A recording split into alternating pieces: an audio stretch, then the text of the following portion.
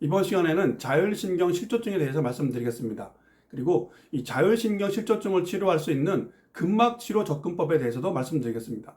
자율신경 실조증이라는 것은 이 자율신경인 교감신경과 부교감신경이 부조화함으로 인해서 혈압과 맥박을 조절하는 데 장애가 생긴 것입니다. 그래서 일어섰을 때 심장에서 뇌로 혈액을 보내줘야 되는데 이 부분에 뭔가 문제가 생겨서 나타나는 증상들을 말하는 것입니다. 대표적으로는 기립성 저혈압과 빈맥이 있고요. 그리고 일어섰을 때 문제가 생기고 누우면 또 괜찮은 기립성 못 견딤증이라는 증상이 있습니다. 그 외에 이 자율신경 지배를 받는 호흡기, 비뇨생식기, 소화기 이런 증상들을 망라한다고 알려져 있습니다. 근막치료적 입장에서 이 자율신경 실조증을 바라봤을 때는 알 수 없는 불편함이나 어떤 통증이 자율신경을 흥분시키고 그로 인해서 여러 가지 증상들이 나타나는 것으로 보고 있습니다.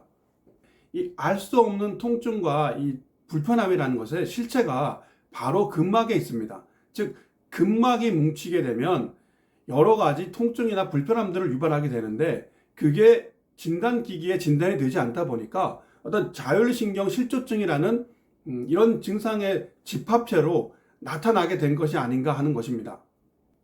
이유를 모르는 통증들이 바로 다 근막에 그 실체들이 있는데 예를 들면 후두부 쪽 근막이 긴장하게 되면 두통이나 어지럼증을 유발하게 되고요. 흉추 근막의 긴장은 등의 어떤 불편함이라든가 불면증 그리고 피로감을 유발하게 됩니다. 뿐만 아니라 복부의 어떤 복부 근막의 긴장은 다양한 복통과 그리고 소화장애 그리고 심하면 비뇨기 장애까지 유발하는 경우들을 굉장히 흔하게 볼 수 있습니다. 그렇기 때문에 이 자율신경 실조증이라는 이 알 수 없는 원인으로 인해서 나타나는 증상들이 사실 이 근막적 입장에서 보면 하나하나 따져보면 각각 원인이 있고 그 각각의 원인을 찾아서 치료하게 되면 이 자율신경 실조증이라는 이 복잡한 증상을 해결하는데 굉장히 큰 도움이 된다고 판단하고 있습니다. 자율신경 실조증 환자들이 가장 많이 호소하는 이 두통과 어지럼증은 후두표층 근막의 과도한 긴장이 원인이라는 것이 밝혀진 바가 있습니다. 그리고 이 경추와 후두의 근막에는 머리 위치를 조정하는 고유 수용성 감각이 다량 분포하고 있으며 그리고 전정계와 정보 전달을 공유함으로 인해서 이 경추와 후두 쪽의 근막의 긴장이 발생하게 되면 이 전정계 병변증이 나타날 수 있는 것입니다.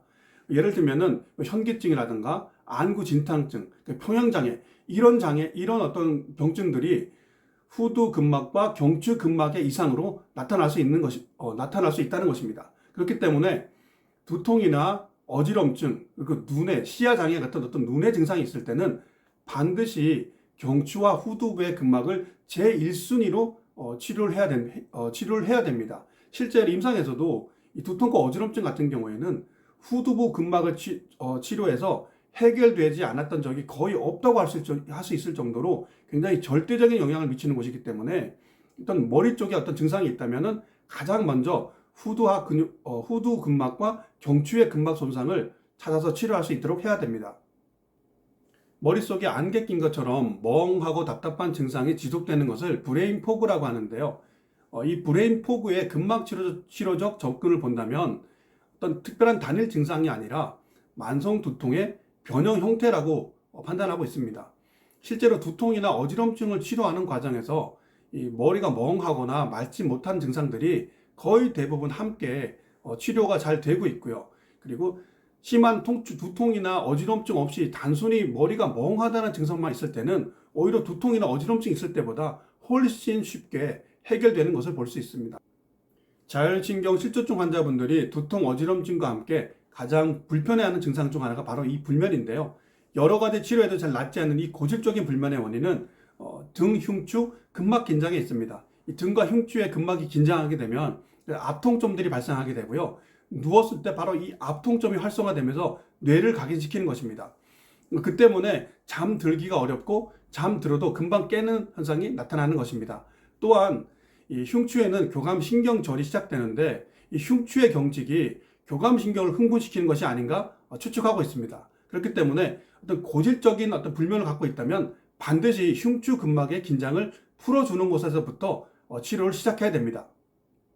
자율신경 실조증 환자분들이 뇌에 혈액을 제대로 보내지 못해서 일어섰을 때 여러 가지 불편을 겪는 기립성 못 견딤증이라는 증상이 있는데 이 증상에 대한 근막 치료적 관점을 설명드리면 우리가 섰을 때 이 상체 하중을 감당하는 것이 척추 부위인데요. 이 척추 부위 근막에 고장이 생기게 되면 섰을 때 요통이 급속도로 증가하면서 일단 서 있기가 어려워집니다. 그리고 척추 근막에 고장이 있게 되면 주변 근육의 보상 활동이 증가하게 되는데 정상일 때에 비해서 약 300% 활동이 증가한다고 합니다. 그렇다 보니까 이 과활동성으로 인해서 주변 혈관이 확장되고 이것이 혈압을 더 떨어뜨려서 기립성 못 견딤증을 악화시키는 요인으로 작동할 수 있습니다. 소화기나 호흡기, 비뇨기 문제를 교감, 부교감 신경의 어떤 그런 치료로서 단순화하는 것은 문제가 있다고 봅니다. 이 자율신경계는 전신에 동시다발적으로 작동하기 때문에 특정 신경을 흥분시킨다던가 억제한다던가 이런 방법으로 내부 장기의 문제를 해결하는 것은 처음부터 문제가 있다고 봅니다. 각각의 그 장기의 증상에 맞춰서 한약 치료를 병행하는 것도 굉장히 큰 도움이 될 것이라고 봅니다. 예를 들면은 위염이나 위궤양, 역류성 식도염 같은 경우에 이렇게 원인 불명 기능성 소화불량을 치료하는 데 있어서 인삼이 굉장히 도움이 되고요.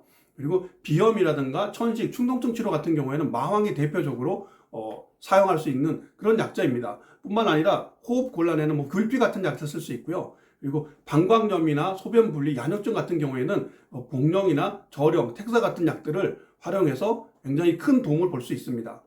지금까지 자율신경실조증의 근막치료적 접근법에 대해서 말씀드렸습니다. 간단히 정리하면 이 두피와 경추 근막치료로 통증이 감소하고 고유 수용성 감각이 회복되게 되면 두통, 어지럼증, 안구 증상, 평행장애들이 개선되게 됩니다.